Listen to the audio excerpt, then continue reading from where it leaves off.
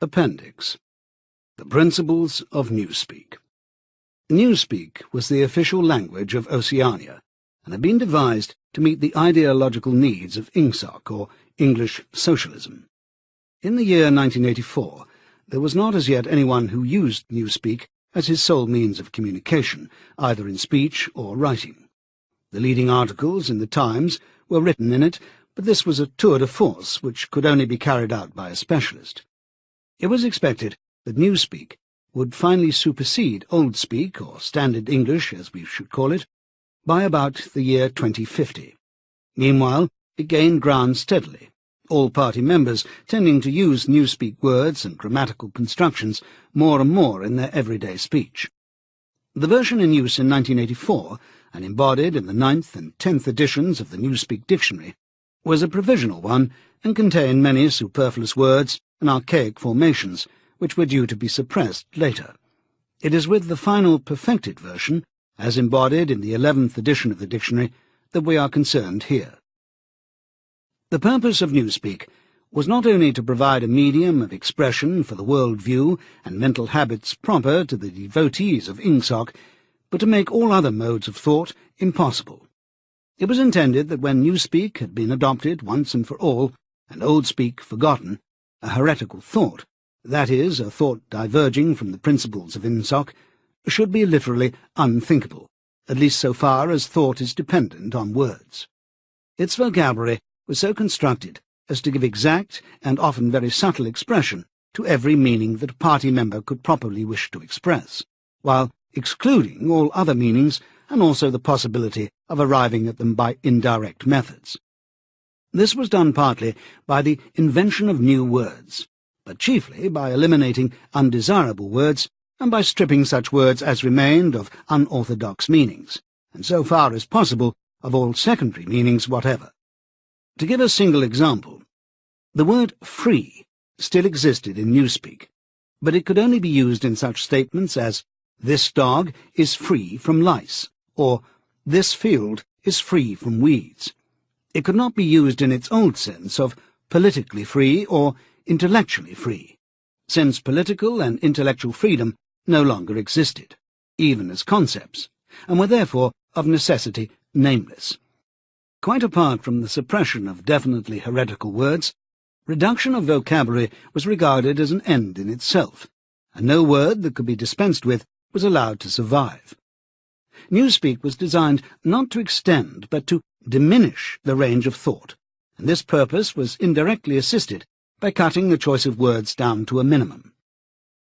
Newspeak was founded on the English language as we now know it, though many Newspeak sentences, even when not containing newly created words, would be barely intelligible to an English speaker of our own day.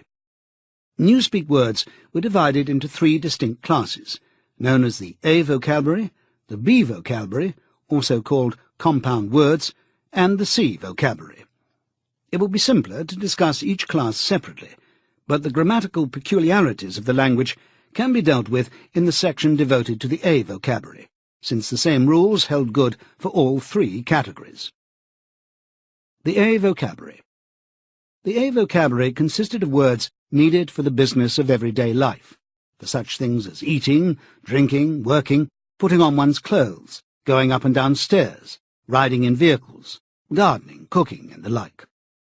It was composed almost entirely of words that we already possess, words like hit, run, dog, tree, sugar, house, field. But in comparison with the present-day English vocabulary, their number was extremely small, while their meanings were far more rigidly defined. All ambiguities and shades of meaning had been purged out of them. So far as it could be achieved, a Newspeak word of this class was simply a staccato sound expressing one clearly understood concept. It would have been quite impossible to use the A vocabulary for literary purposes or for political or philosophical discussion. It was intended only to express simple, purposive thoughts, usually involving concrete objects or physical actions. The grammar of Newspeak has 2 outstanding peculiarities. The first of these was an almost complete interchangeability between different parts of speech. Any word in the language, In principle, this applied even to very abstract words, such as if or when, could be used either as verb, noun, adjective, or adverb.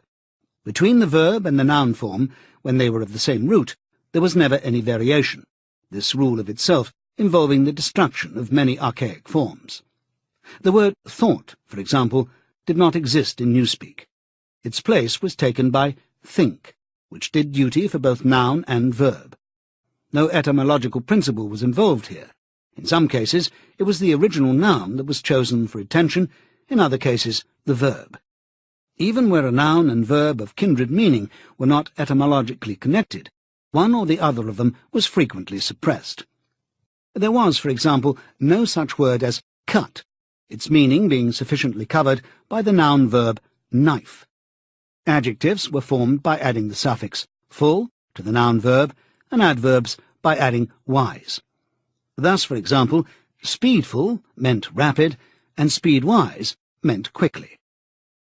Certain of our present-day adjectives, such as good, strong, big, black, soft, were retained, but their total number was very small. There was little need for them, since almost any adjectival meaning could be arrived at by adding full to a noun-verb. None of the now existing adverbs was retained, except for a very few already ending in wise. The wise termination was invariable. The word well, for example, was replaced by goodwise. In addition, any word, this again applied in principle to every word in the language, could be negatived by adding the affix un, or it could be strengthened by the affix plus, or, for still greater emphasis, double plus. Thus, for example, uncold meant warm, while plus cold and double plus cold meant, respectively, very cold and superlatively cold. It was also possible, as in present-day English, to modify the meaning of almost any word by prepositional affixes such as ante, post, up, down, etc. By such methods, it was found possible to bring about an enormous diminution of vocabulary.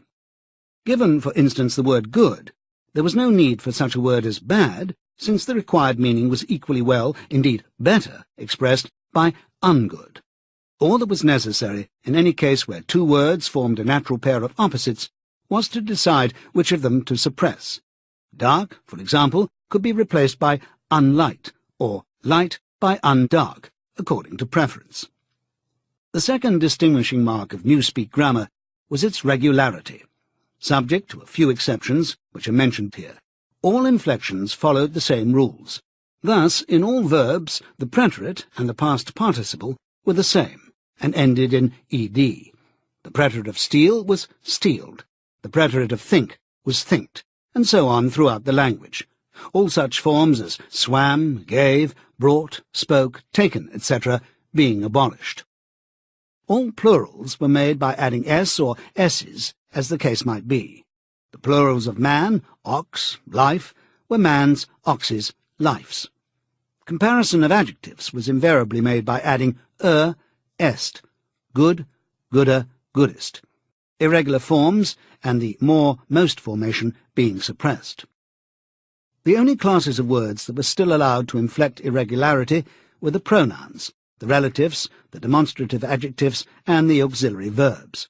All of these followed their ancient usage, except that whom had been scrapped as unnecessary, and the shall-should tenses had been dropped, all their uses being covered by will and would. There were also certain irregularities in word formation arising out of the need for rapid and easy speech. A word which was difficult to utter, or was liable to be incorrectly heard, was held to be ipso facto a bad word. Occasionally, therefore, for the sake of euphony, extra letters were inserted into a word, or an archaic formation was retained. But this need made itself felt chiefly in connection with the B vocabulary. Why so great an importance was attached to ease of pronunciation will be made clear later in this essay. The B vocabulary. The B vocabulary consisted of words which had been deliberately constructed for political purposes. Words, that is to say, which not only had in every case a political implication, but were intended to impose a desirable mental attitude upon the person using them. Without a full understanding of the principles of Ingsoc, it was difficult to use these words correctly. In some cases, they could be translated into Old Speak, or even into words taken from the A vocabulary, but this usually demanded a long paraphrase and always involved the loss of certain overtones. The B words were a sort of verbal shorthand, often packing whole ranges of ideas into a few syllables, and at the same time more accurate and forcible than ordinary language. The B words were in all cases compound words.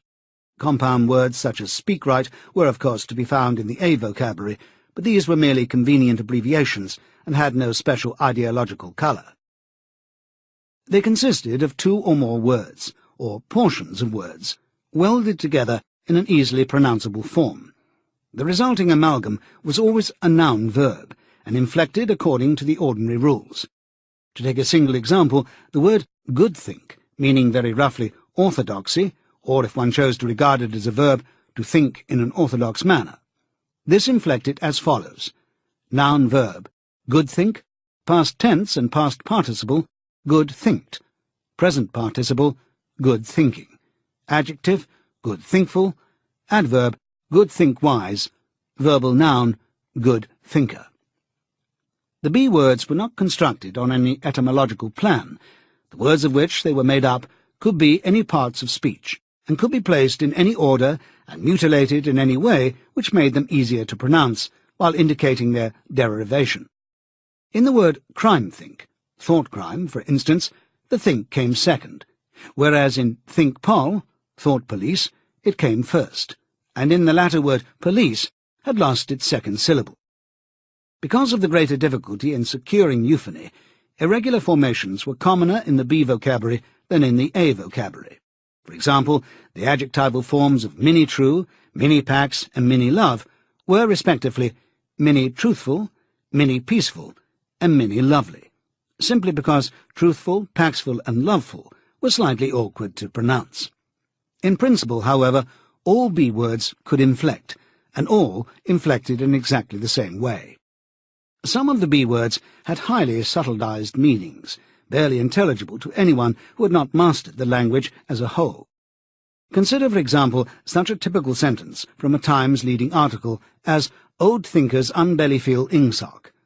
The shortest rendering that one could make of this in Old Speak would be, "Those whose ideas were formed before the Revolution cannot have a full emotional understanding of the principles of English socialism." But this is not an adequate translation. To begin with, in order to grasp the full meaning of the Newspeak sentence quoted above, one would have to have a clear idea of what is meant by ingsoc, and, in addition, only a person thoroughly grounded in ingsoc would appreciate the full force of the word bellyfeel, which implied a blind, enthusiastic acceptance difficult to imagine today, or of the word old think, which was inextricably mixed up with the idea of wickedness and decadence. But the special function of certain Newspeak words, of which old think was one, was not so much to express meanings as to destroy them. These words, necessarily few in number, had had their meanings extended until they contained within themselves whole batteries of words which, as they were sufficiently covered by a single comprehensive term, could now be scrapped and forgotten. The greatest difficulty facing the compilers of the Newspeak dictionary was not to invent new words, but, having invented them, to make sure what they meant. To make sure, that is to say, what ranges of words they cancelled by their existence. As we've already seen in the case of the word free, words which had once borne a heretical meaning were sometimes retained for the sake of convenience, but only with the undesirable meanings purged out of them. Countless other words, such as honour, justice, morality, internationalism, democracy, science, and religion, had simply ceased to exist. A few blanket words covered them, and in covering them, abolished them. All words grouping themselves round the concepts of liberty and equality, for instance, were contained in the single word crime-think, while all words grouping themselves round the concepts of objectivity and rationalism were contained in the single word old-think. Greater precision would have been dangerous. What was required in a party member was an outlook similar to that of the ancient Hebrew, who knew, without knowing much else, that all nations other than his own worshipped false gods. He did not need to know that these gods were called Baal, Osiris, Moloch, Ashtaroth, and the like. Probably the less he knew about them, the better for his orthodoxy. He knew Jehovah, and the commandments of Jehovah. He knew, therefore, that all gods with other names or other attributes were false gods. In somewhat the same way, the party member knew what constituted right conduct, and in exceedingly vague, generalized terms, he knew what kinds of departure from it were possible. His sexual life, for example, was entirely regulated by the two newspeak words sex crime, sexual immorality, and good sex, chastity. Sex crime covered all sexual misdeeds whatever. It covered fornication, adultery, homosexuality, and other perversions, and, in addition, normal intercourse practiced for its own sake. There was no need to enumerate them separately, since they were all equally culpable, and in principle all punishable by death. In the C vocabulary, which consisted of scientific and technical words, it might be necessary to give specialized names to certain sexual aberrations, but the ordinary citizen had no need of them. He knew what was meant by good sex, that is to say, normal intercourse between man and wife, for the sole purpose of begetting children, and without physical pleasure on the part of the woman. All else was sex crime. In newspeak it was seldom possible to follow her heretical thought further than the perception that it was heretical. Beyond that point, the necessary words were non-existent. No word in the B vocabulary was ideologically neutral. A great many were euphemisms. Such words, for instance, as joy camp, forced labour camp, or mini-pax, Ministry of Peace, i.e. Ministry of War, meant almost the exact opposite of what they appeared to mean. Some words, on the other hand, displayed a frank and contemptuous understanding of the real nature of oceanic society. An example was prole feed, meaning the rubbishy entertainment and spurious news which the party handed out to the masses. Other words again were ambivalent, having the connotation good when applied to the party and bad when applied to its enemies. But in addition, there were great numbers of words which at first sight appeared to be mere abbreviations, and which derived their ideological colour not from their meaning, but from their structure.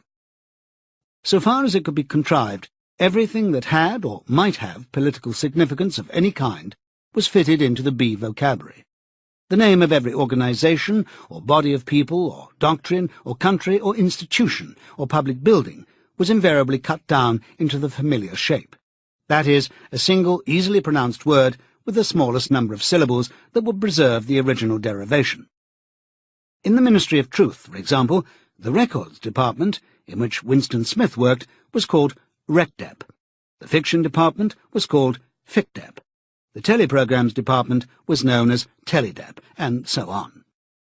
This was not done solely with the object of saving time. Even in the early decades of the 20th century, telescoped words and phrases had been one of the characteristic features of political language, and it had been noticed that the tendency to use abbreviations of this kind was most marked in totalitarian countries and totalitarian organizations. Examples were such words as Nazi, Gestapo, Comintern, Improcore, Agitprop. In the beginning, the practice had been adopted, as it were, instinctively, but in newspeak it was used with a conscious purpose. It was perceived that in thus abbreviating a name, one narrowed and subtly altered its meaning, by cutting out most of the associations that would otherwise cling to it. The words Communist International, for instance, call up a composite picture of universal human brotherhood, red flags, barricades, Karl Marx, and the Paris Commune. The word Comintern, on the other hand, suggests merely a tightly knit organization and a well-defined body of doctrine. It refers to something almost as easily recognized and as limited in purpose as a chair or a table.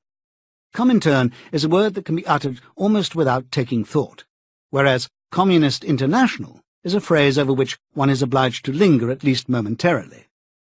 In the same way, the associations called up by the word like mini-true are fewer and more controllable than those called up by Ministry of Truth. This accounted not only for the habit of abbreviating whenever possible, but also for the almost exaggerated care that was taken to make every word easily pronounceable.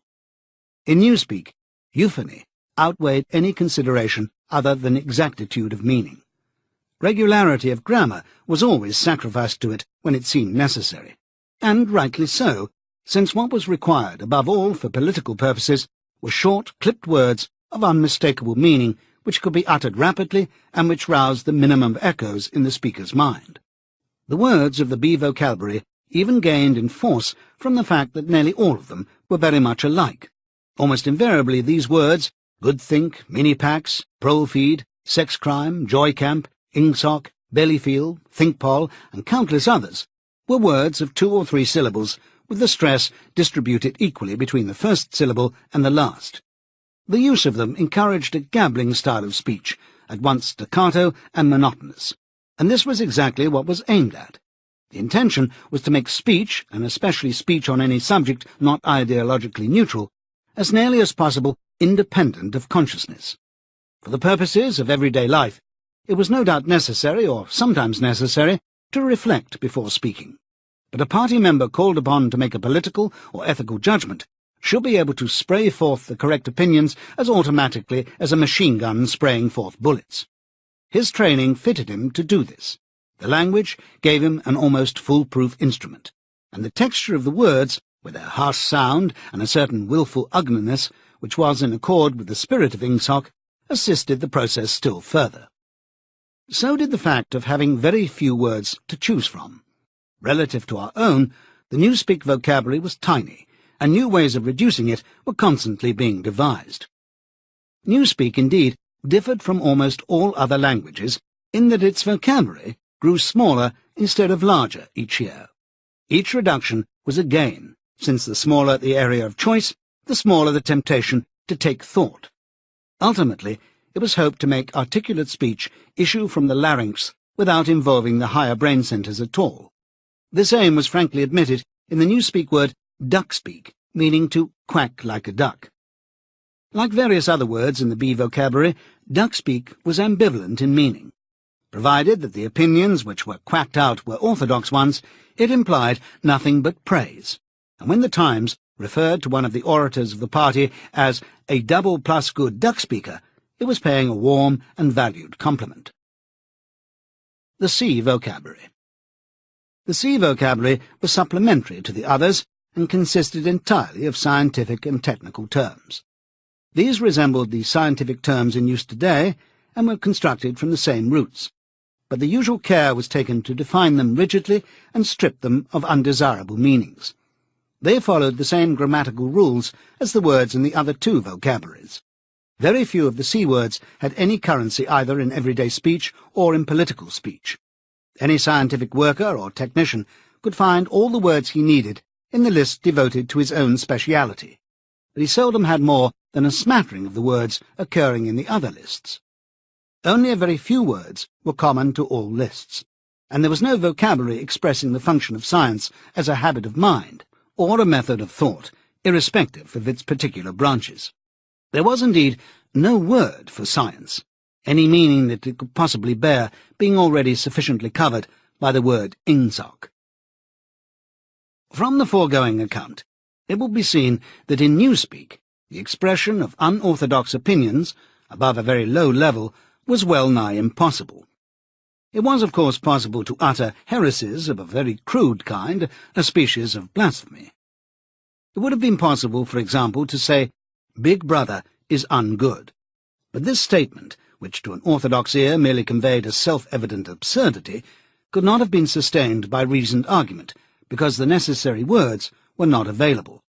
Ideas inimical to ingsoc could only be entertained in a vague, wordless form, and could only be named in very broad terms which lumped together and condemned whole groups of heresies without defining them in doing so. One could, in fact, only use Newspeak for unorthodox purposes by illegitimately translating some of the words back into Old Speak. For example, all mans are equal was a possible Newspeak sentence, but only in the same sense in which all men are red-haired is a possible Old Speak sentence. It did not contain a grammatical error, but it expressed a palpable untruth, i.e., that all men are of equal size, weight, or strength. The concept of political equality no longer existed, and this secondary meaning had accordingly been purged out of the word equal. In 1984, when Old Speak was still the normal means of communication, the danger theoretically existed that in using Newspeak words, one might remember their original meanings. In practice, it was not difficult for any person well grounded in doublethink to avoid doing this, but within a couple of generations even the possibility of such a lapse would have vanished. A person growing up with Newspeak as his sole language would no more know that equal had once had the secondary meaning of politically equal, or that free had once meant intellectually free, than, for instance, a person who had never heard of chess would be aware of the secondary meanings attached to queen and rook.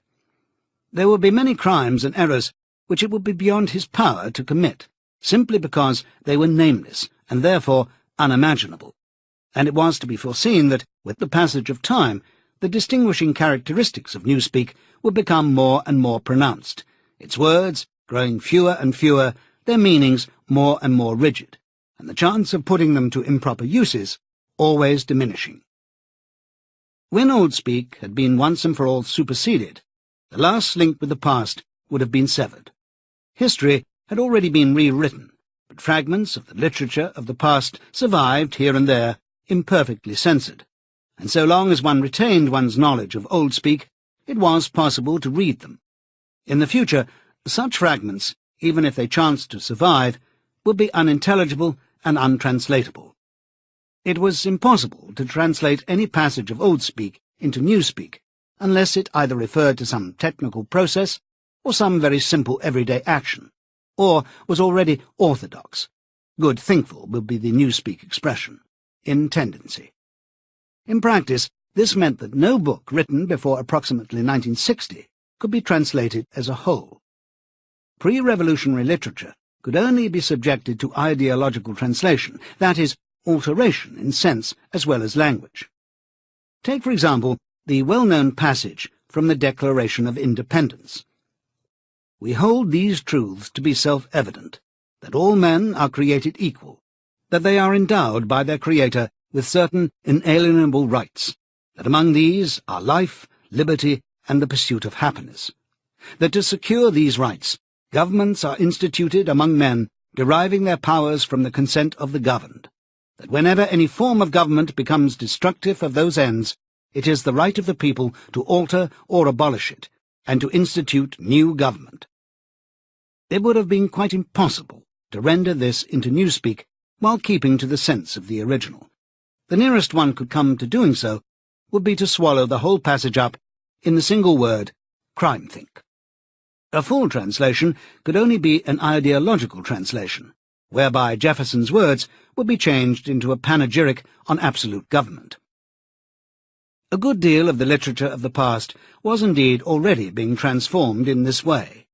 Considerations of prestige made it desirable to preserve the memory of certain historical figures, while at the same time bringing their achievements into line with the philosophy of Ingsoc. Various writers, such as Shakespeare, Milton, Swift, Byron, Dickens, and some others, were therefore in process of translation. When the task had been completed, their original writings, with all else that survived of the literature of the past, would be destroyed.